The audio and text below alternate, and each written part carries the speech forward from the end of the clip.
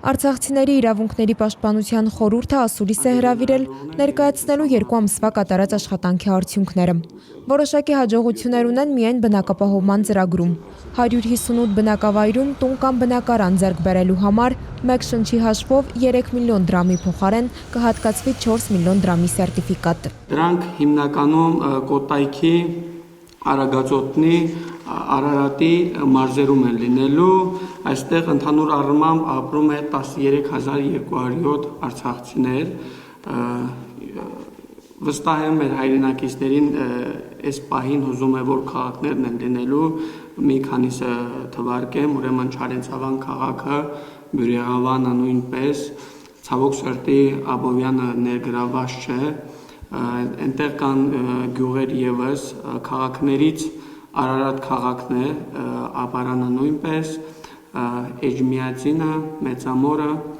Տուն կառուցել ցանկացող բռնի տեղահանված ընտանիքները կունենան այդ հնարավորությունը արդեն նաև առանց շինարարական կազմակերպության ներգրավման։ Ասել ենք նրան, որ ընտանիքները, ովքեր ցանկություն ունեն կառուցապատում իրականացնելու, թույլտվություն լինելու է, ինչպես նաև լինելու է կառավարության կողմից վերահսկողություն, եւ այդ սերտիֆիկատներով նրանք կարող են կառուցապատում սկսել։ 2-3 հոգանոց ընտանիքները բնակապահովման ծրագրից չեն կարողանալու օգտվել միայն այն պատճառով, որ սերտիֆիկատով տրամադրվող գումարով տուն կամ բնակարան ձեռք բերել չեն կարողանալու, ահազանգում է Նժդեհ Իսկանդարյանը։ Փորձում են լուծում գտնել նաև այդ ընտանիքների համար։ Այս ծրագրով այդ ընտանիքները չեն կարող օգտվել բնակարաններից։ Կառավարությունը որոշել է ստեղծել մի մոդել, որը որ հնարավորություն կտա այդ քաղաքացիներին ապահովել բնակարանային ծրագրով։ 3 ամիս է 83 զոհված զինծառայողի ընտանիք կանգնած է 2022-ին հավաստագրով ձեռք բերած բնակարանը կորցնելու վտանգի առջև։ Հայաստանի Հանրապետության կառավարության հետ բանակցություններն արդյունք ունեն։ Բանակցությունների ընթացքում հասել ենք նրան, որ այդ պարտավորվածությունը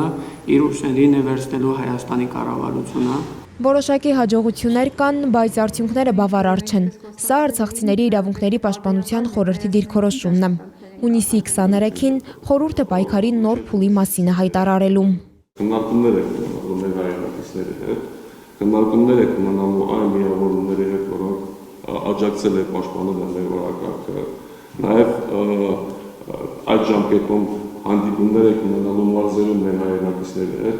տեղում ունենալու են խորհրդի ներկայացուցիչները, որոնք եւ համակարգելու են խորհրդի աշխատանքները, թե իրազեկման թե հետագա գործողությունների մասով, եւ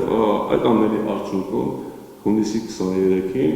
խորհուրդը հայտարարելու է իր գործողությունների մասով։